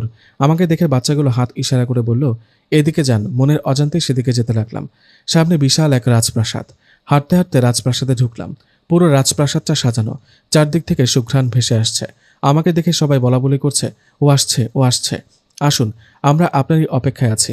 এই বলে দুইজন আমার হাত ধরে একটা বড় চেয়ারে বসালেন। পাশে আরো 2টি চেয়ার রাখা। কি হচ্ছে এসব আমার সাথে? কি দেখছি? মনের অজান্তে কি করছি? এটা কি স্বপ্ন দেখছি না তো? পাশে থাকা একজনকে জিজ্ঞেস করলাম, আমি কোথায়, এটা কোন জায়গা? জবাবে উনি বললেন, জানতে পারবেন একটু পর। ঠিক তখনই একজন বলে উঠলেন, এই তো রানী আসছেন। ওনার মুখে কথাটা শুনে সামনের দিকে তাকিয়ে দেখলাম খুবই সুন্দর সাজানো একটা সুন্দরী মেয়ে এগিয়ে আসছে আমার দিকে। সামনে একটু আগাতেই ভালো করে লক্ষ্য করে দেখলাম, আরে এটা তো অন্য কেউ না, পেতনি। এটা আমি কি দেখছি? পেতনি! ওকে দেখে তো হা হয়ে ওর দিকে তাকিয়েছিলাম। পেতনি আমার সামনে এসে আমার পাশের চেয়ারে বসলেন। আমি এক দৃষ্টিতে ওর দিকে তাকিয়েছিলাম। পেতনি আমার দিকে ঘুরে বলল, কেমন আছো? কি হলো, দেখে অবাক হয়েছ? হুম, অবাক হবারই কথা। কোথায় ছিলে এই কয়দিন? কিছুদিন ধরে আসছো না আমার কাছে কেন? আর এসব কি? তুমি এখানে কেন? এটা কোন জায়গা? কে তুমি? ভয় পেও না, আর অবাক হবারও দরকার নেই। আমি জিনের বাদশার মেয়ে, এই রাজ্যের সকল পরীর রানী। কি? এটা কি সত্যি? হ্যাঁ, এটাই সত্যি। আর এটাও সত্যি, আমি তোমাকে ভালোবাসি। মানে? মানে আমি তোমাকে পছন্দ করি। তোমার মনে আছে প্রথম রাতের কথা? আমি এমনি এমনি তোমার কাছে যাইনি। তোমাকে আমার ভালো লেগেছিল বলেই তোমার কাছে গিয়েছিলাম। কি বলো, তাই নাকি? হুম। তুমি খুশি হওনি? সবসময় তো আমাকে বলতা চলো প্রেম করি। আজকে তোমার ইচ্ছাটাই পূরণ হয়েছে। কিছুদিন আগে তুমি যখন মায়াবী জঙ্গলে যাবার জন্য আমাদের রাজ্যে এসেছিলে, তখন তোমাকে বলেছিলাম না বাদশাহ হুজুরকে একটা চিঠি দিতে? সেই চিঠিতে আমি লিখেছিলাম, এই ছেলেটাকে আমি পছন্দ করি বাবা, একে বিয়ে করতে চাই। তুমি যে বাদশাহ হুজুরকে দেখেছো, উনি আমার বাবা। তাই এবার বুঝলাম সেদিন চিঠিটা পড়ার পর কেন আমার দিকে তাকিয়ে মুচকি হেসেছেন। হুম, সবাই তোমাকে পছন্দ করেছেন, সবাই বিয়েতে রাজি। পেতনি শোনো, এত কিছু জানার পর আমাকে এখনো পেতনি বলবে? আমাকে নূরজাহান নয়তো পরি বলতে পারো। ওকে, তাহলে এখন থেকে পরি বলবো। আচ্ছা ঠিক আছে, তুমি বললে না তো বিয়েতে রাজি কিনা? আসলে আমার তো বাবা মা আছে, ওদেরকে কি বলবো, কিভাবে বোঝাবো, সেটা নিয়ে চিন্তা করো না। আমার বাবা মানুষরূপে তোমার মা বাবার কাছে যাবেন, গিয়ে বিয়ের প্রস্তাব দেবে। যদি ওনারা রাজি হন তাহলে তোমার আমার বিয়ে হবে, আর আমি মানুষরূপে তোমার সাথে সংসার করব। আমি বললাম, যদি বুঝে যায় তখন কি হবে? আরে বুঝবে না, ওসব চিন্তা বাদ দাও, চলো আমাদের রাজ্যে তোমাকে ঘুরে দেখায়। এই বলে পরি আমাকে নিয়ে তার রাজ্যটা ঘুরে দেখাতে লাগলো। কি বলবো, কত সুন্দর জায়গাগুলো, একদম অন্যরকম জগৎ। ঘুরতে ঘুরতে পরি আমাকে বলল, দেখো ওই যে দূরে একটা দ্বীপের মতো দেখতে পাচ্ছ? হুম, কি ওটা? ওখানে নিয়ে যাবে নাকি? না বোকা, বাবা বলেন ওই জায়গাটা ভালো না, ওখানে খারাপ জিনদের বসবাস, ওখানে যেতে মানা। ও তাই নাকি? আচ্ছা, আমাকে বাসায় রেখে আসবা কখন? মা বাবা চিন্তা করছে হয়তো। যাবা, চিন্তা নেই। আমি তোমাকে রেখে আসবো। সকাল হবার আগেই কিন্তু নিয়ে যাবা, নইলে মা বাবা চিন্তা করবে। হাসো কেন? তুমি বাড়ি থেকে আসার 7 দিন হলো। মানে কি বলো? পাগল হলো নাকি? এই তো কিছুক্ষণ আগেই আসলাম তোমাদের রাজ্যে। সেটা তোমার মনে হচ্ছে, কিন্তু তুমি জানো না এর মাঝে 7 দিন কেটে গেছে। এখানে না, বাড়িতে গেলে তোমার মা বাবাকে কি বলবা তাই ভাবো। এই বলে পরীর সাথে অনেক সুস্বাদু খাবার খেলাম। এমন মজার খাবার কখনো খাইনি। যাই হোক, খাবার শেষে পরী আমাকে বলল, একটু আরাম করো। পরীর কথায় খুবই নরম একটা বিছানায় শুয়ে আরাম করতে লাগলাম। বিছানাটা এতটাই নরম আর আরামদায়ক ছিল যে কখন ঘুমিয়ে গেছি নিজে জানি না। আমার যখন ঘুম ভেঙে যায় তখন নিজেকে দেখতে পাই আমার রুমে, আমার বাড়িতে। ভয় করছে, মা বাবাকে কি জবাব দেব। যাক, কিছু তো একটা বলতে হবে। ভয়ে ভয়ে রুম থেকে বাইরে বের হলাম। আমাকে দেখে মা বাবা ছোট বোন সবাই অবাক। আমার দিকে এক দৃষ্টিতে তাকিয়ে আছে। কি ব্যাপার, আমার দিকে এভাবে তাকিয়ে আছো কেন? নতুন কিছু দেখলে নাকি? ওরা কিছু বলছে না, তাই আমি বললাম, কি হলো, কি হয়েছে তোমাদের? আমার কথা শুনে মা বলল, তুই কই থেকে বের হলি? কেন, রুম থেকে? আরে তা না হয় বুঝলাম, তুই 7 দিন ধরে নিখোঁজ, কোথায় ছিলি? আসলে হয়েছে কি, হঠাৎ আমার বন্ধুরা বলল, চলো আমরা দূরে কোথাও ঘুরতে যাই। আমি যেতে চাইনি, ওরা জোর করে নিয়ে গেছে। ঘুরতে গিয়ে ফোনটাও হারিয়ে ফেলেছি, তাই যোগাযোগ করতে পারিনি। মা বলল, মিথ্যা বলিস তাই না? না, বিশ্বাস করো। বাবা বলল, জানিস তোকে কত জায়গায় খুঁজেছি, থানায় পর্যন্ত গিয়েছিলাম। কত জায়গায় যে খুঁজেছি। একসময় এক কবিরাজের কাছেও গিয়েছিলাম। কবিরাজ বলল, কি বলেছিল কবিরাজ বাবা, বলো। বললেন, তুই নাকি জিনদের রাজ্যে গিয়েছিলি। এক কবিরাজ বলল, এটা কিভাবে হতে পারে? মানুষ হয়ে জিনদের রাজ্যে যাওয়া যায় নাকি? আমি তো বিশ্বাস করিনি। বাবার মুখে কথাগুলো শুনে চমকে উঠলাম, কিন্তু মা বাবাকে কিছু বুঝতে না দিয়ে বলে উঠলাম, আরে বাবা কি যে বলো, মানুষ কি কখনো জিনদের রাজ্যে যেতে পারে বলো? আমি বললাম, সত্যি বলছি, বন্ধুদের সাথে ঘুরতে গিয়েছিলাম। আমার শরীর ভালো না, ফ্রেশ হয়ে ঘুমাবো একটু। এই বলে রুমে চলে গেলাম। উফ, যাক ধরা পড়েনি, এবারের জন্য বেঁচে গেলাম। সেদিন আর কোথাও যাইনি, ঘুমিয়ে ঘুমিয়ে দিনটা পার করলাম। রাতের বেলা পড়ি আসলো। ওকে দেখে বললাম, আসছো? জানো, অনেক কষ্টে মা বাবাকে ম্যানেজ করেছি। কোনো না কোনো কবিরাজ বলেছে আমি তোমাদের রাজ্যে গিয়েছিলাম, অল্পের জন্য ধরা পড়িনি। আমার মুখে কথাগুলো শুনে পড়ি বলল, যাক তাহলে সবটা ম্যানেজ করতে পেরেছ। এ নাও, মিষ্টি নিয়ে আসছি, মিষ্টি খাও। কিসের মিষ্টি? আমি তোমার বউ হলাম না, সেই মিষ্টি খাও। তাই না? বিয়ে না হতেই বউ হয়েছ? হয়েছি তো। আমি তো এখন থেকে তোমার সাথে থাকবো, ঘুমাবো। হুম, বললেই হলো। যাও যাও, গাছের ডালে গিয়ে ঘুমাও। কেমন বর তুমি, নিজের বউকে বলছো চলে যেতে গাছের ডালে ঘুমাতে? তো কি আমার সাথে ঘুমাতে দিব? তাই দেখি, আমাকে কিভাবে তাড়িয়ে দাও। এই আমি শুয়ে পড়লাম, তুমি আসো আমার পাশে ঘুমাও। না, যাব না। সত্যি আসবে না? না না না। তাহলে তো এবার আমার শক্তি প্রয়োগ করতে হয়। এ বলে আমার দিকে তাকিয়ে রইল। ওমা, অমনি আমি ওর দিকে যেতে লাগলাম। আমি নিজে যাচ্ছি না, কেউ যেন আমাকে ধাক্কা দিয়ে ওর দিকে নিয়ে যাচ্ছে। শরীরের সব শক্তি দিয়ে নিজেকে আটকানোর চেষ্টা করছি, কিন্তু পারছি না। একসময় ওর কাছাকাছি চলে গেলাম। ওর কাছে যেতেই পরি বলল, এখন কেমন হলো? আমার কাছে নাকি আসবা না? ওটা তো এমনি বলেছিলাম। এখন তো বলবাই, হেরে গেছো না? আচ্ছা ঘুমিয়ে পড়ো। আর হ্যাঁ, কাল থেকে আমি তোমার সাথে ঘুমাবো, বুঝলা? আজকে চলে যাচ্ছি। সত্যি চলে যাবা? থাকো, আমি তো মজা করেছিলাম এতক্ষণ। আরে না, আমি জানি। আসলে আমাকে আমার রাজ্যে যেতে হবে। তুমি ঘুমাও, কালকে আসবো। এই বলে চলে গেল পরি। আমি ঘুমিয়ে পড়লাম। মাঝরাতে কেন জানি না ঘুম ভেঙে গেল। ঘুম ভাঙতে অনুভব করলাম আমার রুমে কেউ আছে। পরিণত আবার, এই ভেবে পাশে তাকালাম। পাশে তাকিয়ে দেখলাম একজন মধ্যবয়স্ক লোক আমার দিকে তাকিয়ে আছে। বয়সে আমার বাবার মতোই হবে। উনি দেখতে সাধারণ মানুষের মতো না। তাই আর বুঝতে দেরি হলো না উনি কোনো মানুষ নাকি কোনো জিন।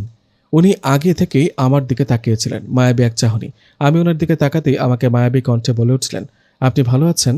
ওনার কথা শুনে মাথা নাড়িয়ে বলে উঠলাম, আমি আলহামদুলিল্লাহ ভালো আছি। আপনি কে? আমার এখানে কি চান? কে আপনি? আমার কথা শুনে উনি কোনো কথাই বললেন না। আমার দিকে তাকিয়ে মুচকে একটা হাসি দিয়ে বলল, সময় হলে জানতে পারবে। এই বলে বাতাসে মিলিয়ে গেলেন তিনি। বুঝলাম না কে ইনি, পরীর কোনো আত্মীয় নাকি? সেটা যাই হোক, কালকে পরী আসলে জানতে পারবো। এই বলে ঘুমিয়ে পড়লাম। পরের দিন সকালবেলা নাস্তা করছিলাম, হঠাৎ মা বলে উঠল, নাহিদ, রাতে কার সাথে কথা বলিস তুই? আমি বললাম, কই না তো মা, কারোর সাথে না। মিথ্যা বলবি না, সত্যি করে বল, কারোর সাথে আবার প্রেম টেম করিস না তো? না মা, কি বলো এসব? আমি কারোর সাথে কথা বলি না, ফোনেও বলি না। মিছে মিছে সন্দেহ করো না তো। এই বলে নাস্তা শেষে উঠে গেলাম। সেই রাতে পড়ি আসলো। ওকে দেখে বললাম, আজকে এত দেরিতে আসলা যে? জবাবে পড়ি বলল, দেরিতে আসার কারণ তো নিশ্চয়ই আছে, সেটা জানতে পারবে। কি কারণ? একটু পরে বলবো। এখনই বলো, নইলে কিন্তু পরীকে তাড়িয়ে দেব। জানো না আমি কবিরাজ। হো আচ্ছা, তো দেখি কবিরাজ মশাই, আমাকে তাড়ান দেখি। কবিরাজি করে? দেখি আপনার ক্ষমতা কত বড়। পরীর কথা শুনে মিছিমিছি মুখ নাড়াতে লাগলাম।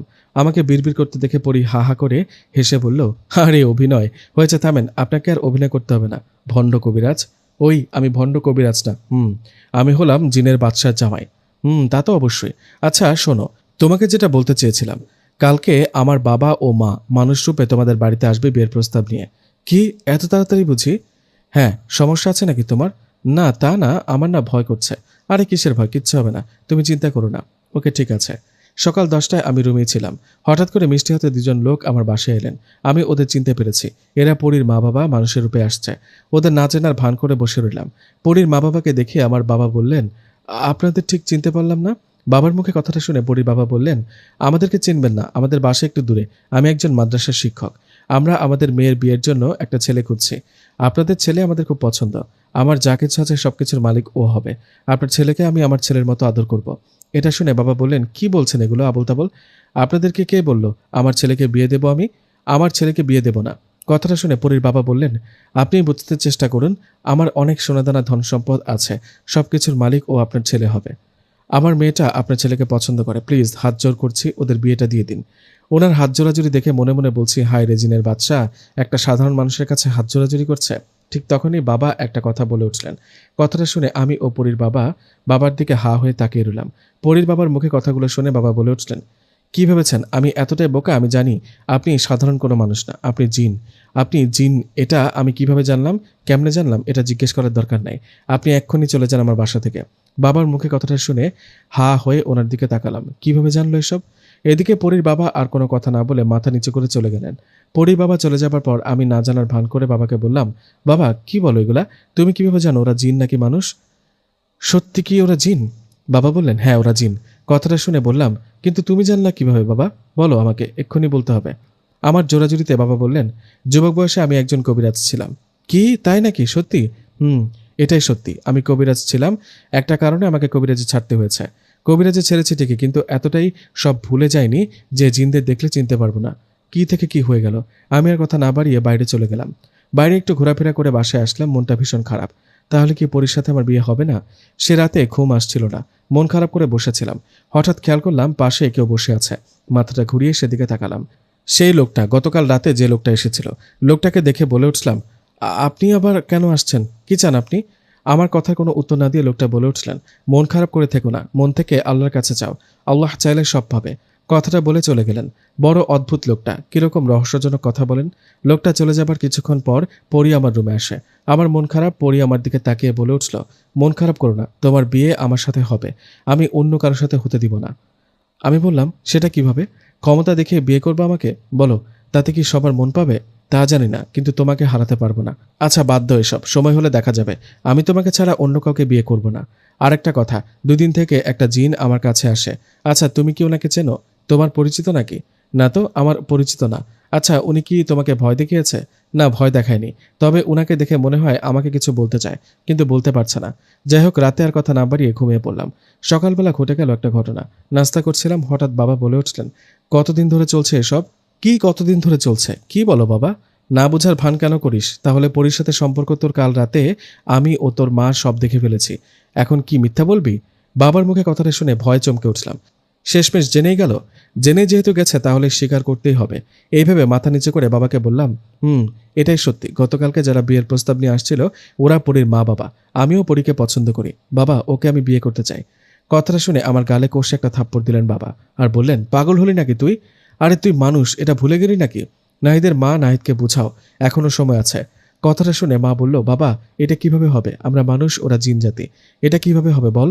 ভুলে যায় সব, এটা হয় না। কেন হয় না মা? পরীকে যে ভালোবাসি। কথাটা শুনে বাবা বলল, পাগলামি করিস তাই না? তোর অবস্থা ওর মতোই হবে, দেখে নিস। কার মতো? কার কথা বলছো? কিন্তু বাবা আমার কথা শুনে কোনো উত্তর দিলেন না, চলে গেলেন। মাকে জিজ্ঞেস করলাম, মাও কিছু বললেন না। মন খারাপ করে বাসা থেকে বেরিয়ে গেলাম। দূরে ফাঁকা কোথাও বসে আছি, ভালো লাগছে না কিছু। একটু পর পরই আসলো, আমাকে দেখে বলে উঠল, কি ব্যাপার রাজকুমারের মন খারাপ কেন? ভালো লাগছে না। মা বাবা তোমার আমার বিষয়টা জেনে গেছে। তোমরা জিন জাতি, এটা কালকেই বুঝে ফেলেছিল তোমার বাবা মা আমার বাসায় আসার পর। বাবা মা বলেছে আমরা মানুষ, তোমরা জিন জাতি, তাই বিয়েটা হবে না। পরি বলল, তাহলে তো এখন অন্য ব্যবস্থা করতে হয়। কি? তাহলে এবার অন্য ব্যবস্থা করতে হবে। কি ব্যবস্থা করবা? তোমাকে নিয়ে আমার রাজ্যে চলে যাব। না বোকা, বাবা মাকে কষ্ট দিয়ে এটা করা ঠিক হবে না। তুমি চিন্তা করো না তো, আমি তোমাকে ভালোবাসি, বিয়ে করলে তোমাকেই করব। এ বলে বাসায় চলে আসলাম আমি। পরিও চলে গেল। সেদিন রাতে আবারও সেই জিনটা আমার কাছে আসলেন। ওনাকে দেখে বলে উঠলাম, আচ্ছা একটা কথা জানতে ইচ্ছে করছে, আপনি কি চান সেটা তো বলেন। জবাবে জিনটা বললেন, আমি আমার আপন জনকে চাই। আমি চাই আমার আপন কেউ যেন কষ্টে না থাকে। কে আপনার আপন জন শুনি? আচ্ছা পরি না তো? হতে পারে। আচ্ছা বলেন পরি কি হয় আপনার? সময় হলে জানতে পারবা। সেই সময়টা কবে হবে? আচ্ছা নাম কি আপনার? জবাবে উনি বললেন, আমার নাম আব্দুর রহমান। ও, আপনার কি পরিবার নাই?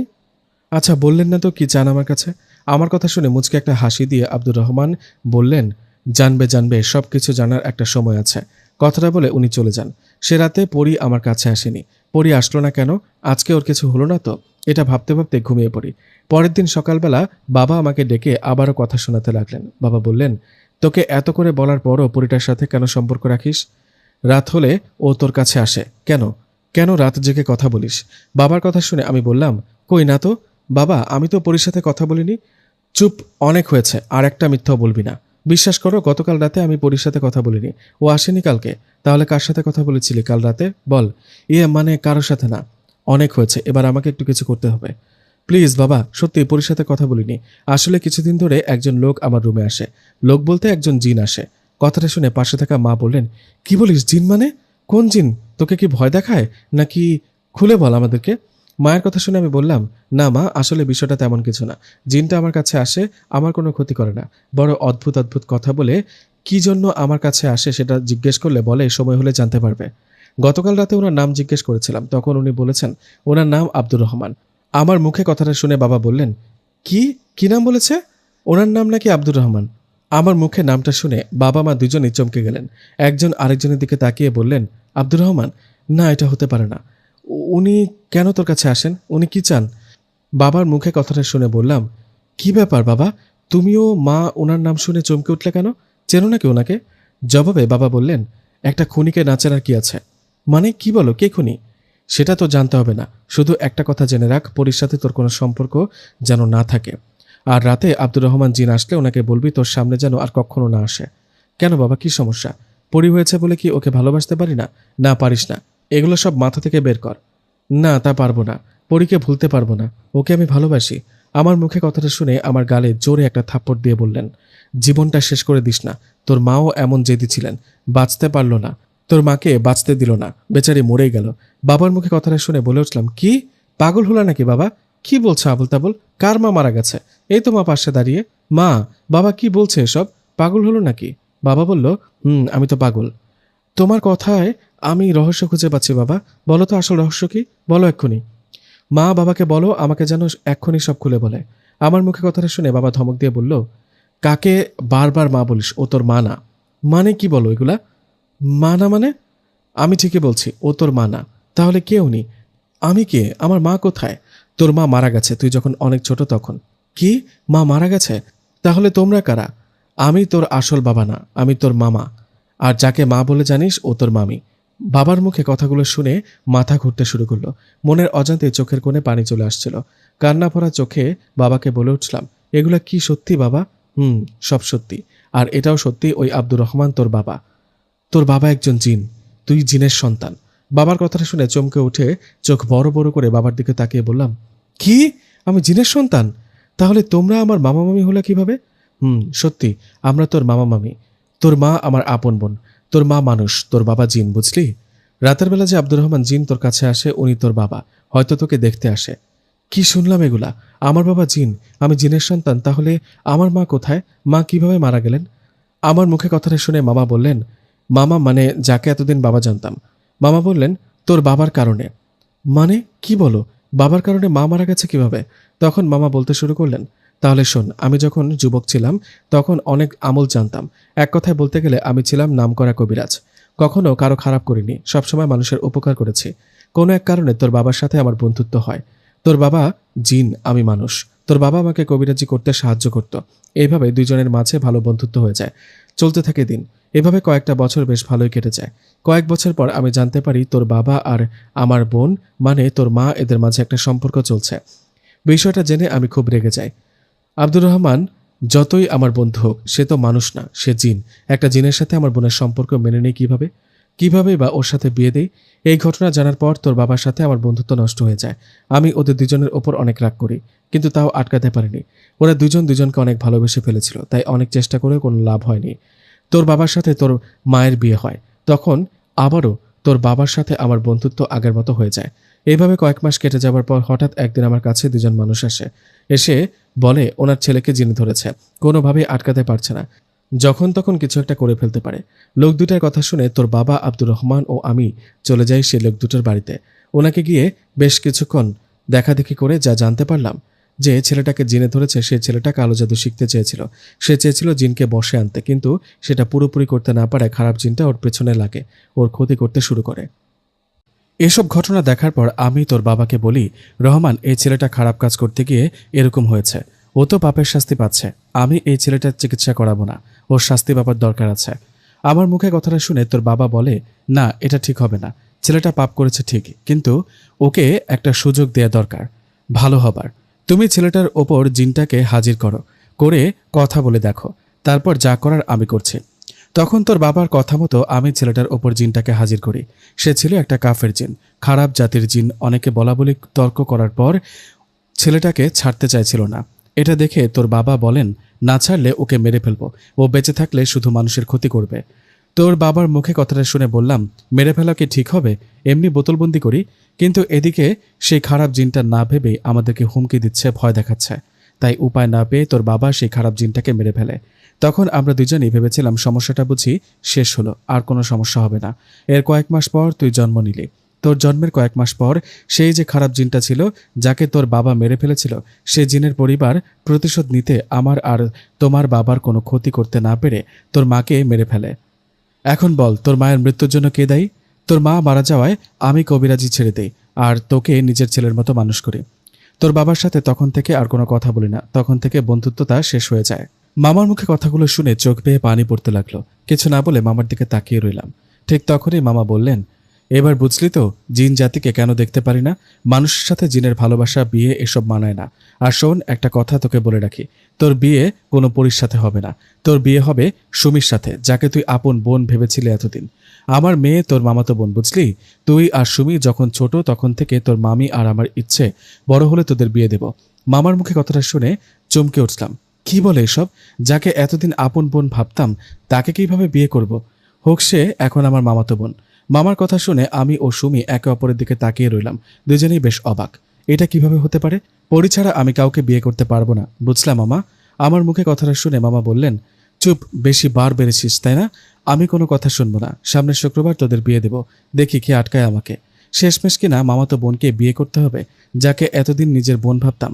দাঁড়িয়ে দাঁড়িয়ে মামার কথা শুনছি। মামা বলছে, তোর মা মারা যাবার পর থেকে তোকে আমি আর তোর মামি কোলে পিঠে করে মানুষ করেছি, তাই তোর উপর বাবার মতো অধিকার রাখতে পারি। ঠিক তখনই চারিদিকে প্রচণ্ড বাতাস শুরু হলো। হঠাৎ কি হলো মনে হচ্ছে গাছপালা সব ভেঙে পড়বে। ঝড়ের বেগে বাবা চলে আসলেন। সেখানে বাবাকে দেখে মায়াবী দৃষ্টিতে তার দিকে তাকিয়ে রইলাম। বাবারা বুঝি এমনই হয়। কান্না ভরা চোখে বাবার দিকে তাকিয়ে আছি। বাবা এসে মামাকে বললেন, ছোট থেকে কোলে পিঠে মানুষ করলে কি সব অধিকার দেখানো যায়? নাহিদকে যদি ভালোবাসতে, যদি ওকে ছেলে ভাবতে, তাহলে কেন ওর ইচ্ছার বিরুদ্ধে গিয়ে তোমার মেয়ের সাথে বিয়ে দিতে চাচ্ছ? বাবার মুখে কথাগুলো শুনে মামা বলে উঠল, তুমি তুমি কি করতে আসছো? খুনি, তোর ভুলের জন্য আমার বোনটা মরে গেছে। তোর মুখ দেখতে চাই না, চলে যা এখান থেকে। জবাবে বাবা বললেন, আমার ছেলে কষ্টে থাকবে সেটা দেখে চুপ থাকতে পারবো না। ও যাকে পছন্দ করে ওর সাথে বিয়ে দাও। তখন মামা বললেন, আমার বোনকে তোমার সাথে বিয়ে দিয়ে যে ভুলটা করেছি, সেই ভুলটা আমি দ্বিতীয়বার করতে চাই না। কোনো পরীর সাথে নাহিদের বিয়ে দেব না।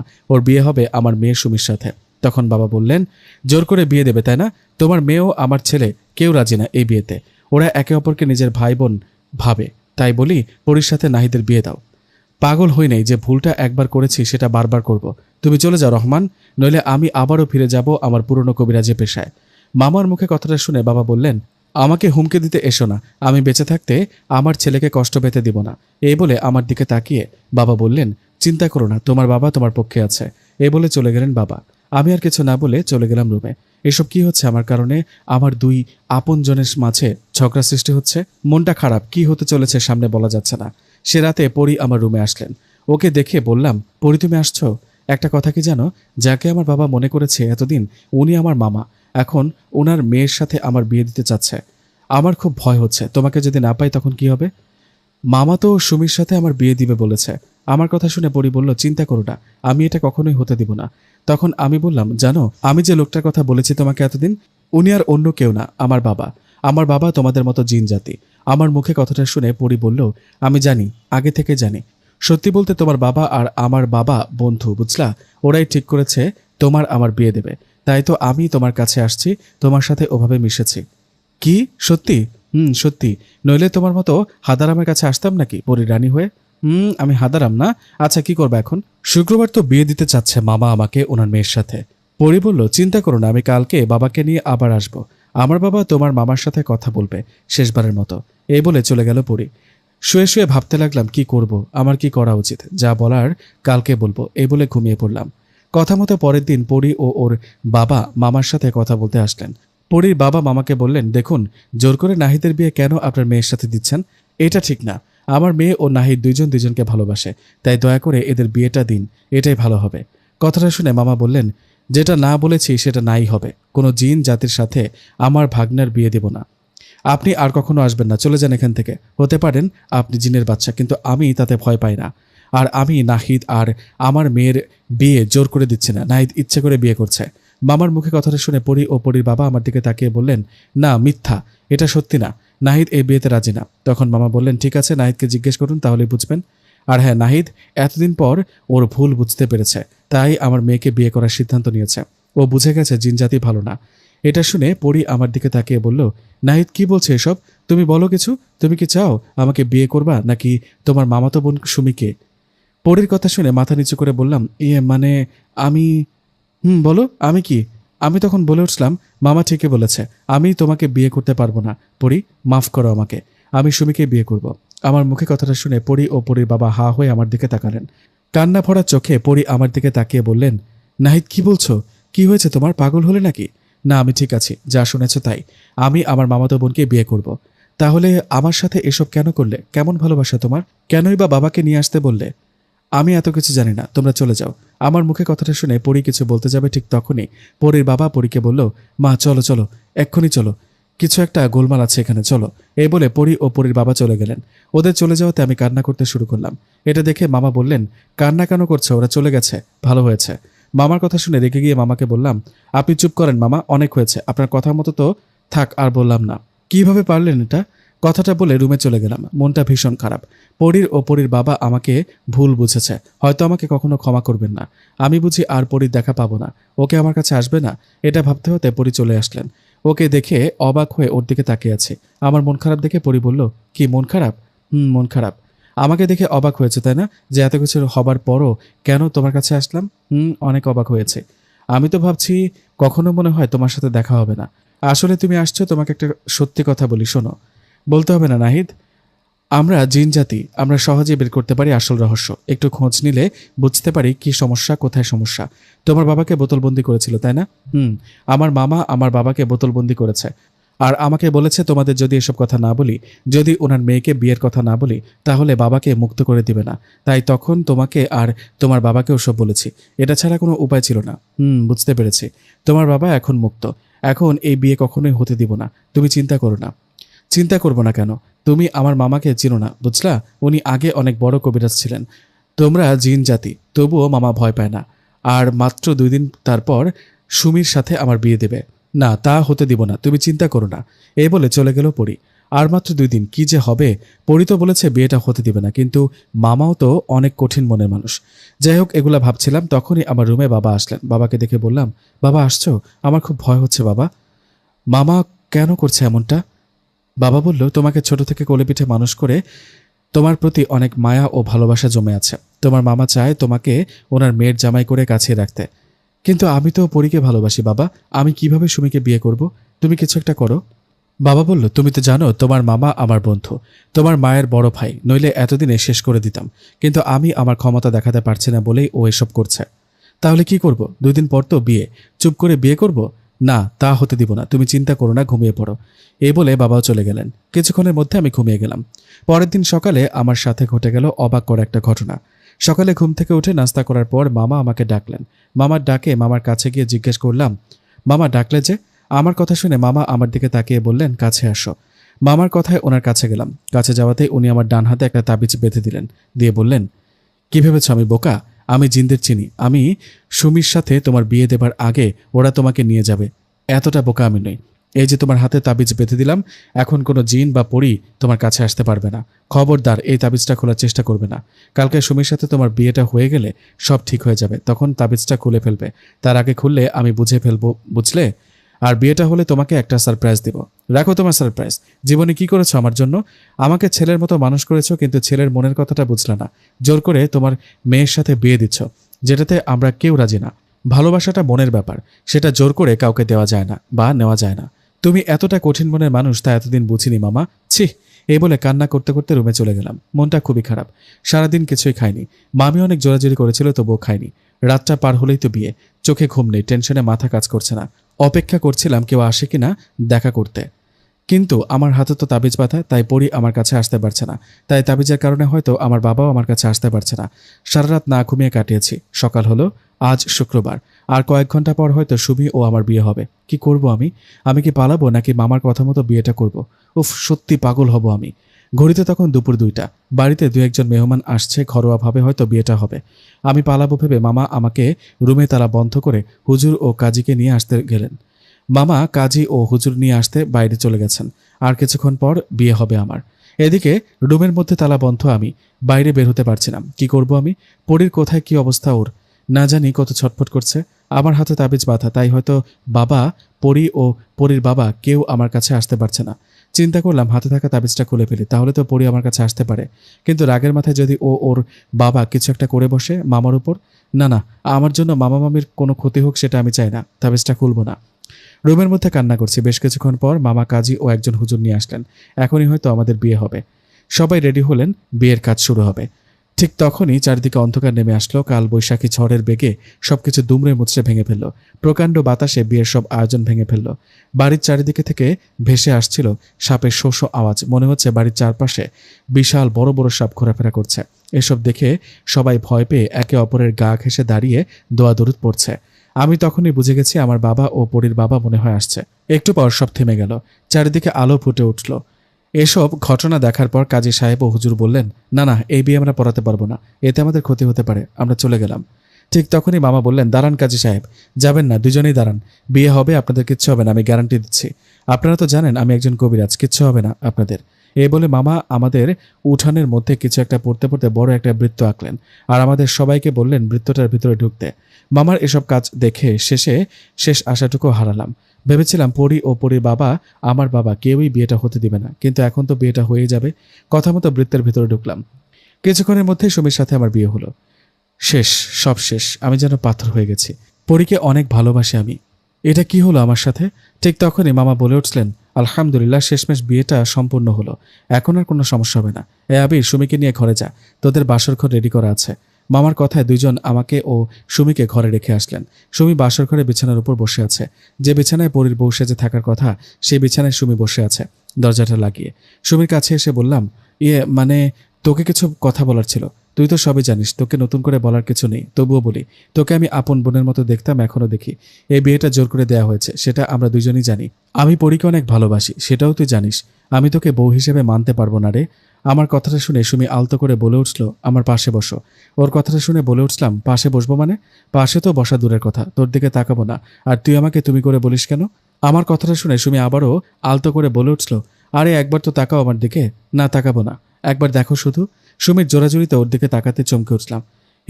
পরি তুমি? আরে পরি তুমি? সুমি কোথায়? তুমি সুমিকে কিছু করনি তো? ও বেঁচে আছে তো নাকি? কি করেছো ওর সাথে? আর তুমি এখানে কিভাবে আসলা? পরি, তুমি জানো না আমার মামা কতটা ভয়ানক? তোমার বড় ক্ষতি করে ছাড়বে। আরে আমার সাথে হচ্ছে কি এসব? স্বপ্ন দেখছে নাকি বাস্তব? ঠিক তখনই পরি বলল, এই চুপ করে বসো। এখানে সুমি ঠিকই আছে, ওর কোনো ক্ষতি হয়নি। আর বিয়েটা সুমির সাথে হয়নি, আমার সাথে হয়েছে। আমি সুমির রূপ নিয়েছিলাম এতক্ষণ। কি বলো, সুমির রূপে ছিলে মানে? তোমার সাথে বিয়ে হয়েছে, এটা যদি মামা জানতে পারে তাহলে কি হবে? আরে তোমার মামাই তো তোমার আমার বিয়ে দিল বোকা। পরীর মুখে কথাটা শুনে এক দৌড়ে দরজাটা খুলে বাইরে তাকালাম।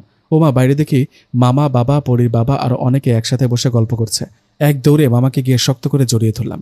ঠিক তখনই মামা বললেন, কিরে মামাকে এতটা খারাপ ভাবিস? তোর মামা এতটাও খারাপ না। আমি আমার বোনকে হারিয়েছি জিনদের কারণে, তাই প্রথমে পরীর সাথে তোর বিয়েটা মানতে পারিনি, কিন্তু তুই তো আমার সন্তান, তুই কষ্ট পাবি এমন কাজ আমি কিভাবে করব বল? বলেছিলাম না সারপ্রাইজ দিব, কেমন হলো সারপ্রাইজটা? মামার মুখে কথাগুলো শুনে কি বলবো বুঝতে পারছিলাম না। কান্না করতে করতে মামাকে জড়িয়ে ধরেছিলাম। তখন মামা বলল, হয়েছে, বিয়ের দিন তো খুশির দিন, আজকের দিনে কেউ কান্না করে? চারিদিকটা একবার তাকিয়ে দেখ। মামার কথায় চারিদিকটা তাকালাম একবার। এ কি, আমরা কোথায়? চারিদিকে সুন্দর সাজানো, ঝলমল করছে। এত এত লোকজন, কারা এরা? আমরা কোথায় মামা? কি জানি, তোর হবু শ্বশুর তোর আর পরীর বিয়ের আয়োজন করেছে কোথায়। জিনের বাদশার মেয়ের বিয়ে, তাই পুরো রাজ্যের সবাই আসছে বিয়েতে। তুই রুমে যা বাবা, পরী তোর জন্য অপেক্ষা করছে। মামার কথায় চলে গেলাম রুমে। আরে বাহ, এক মুহূর্তে রুমটাও কেমন চেঞ্জ।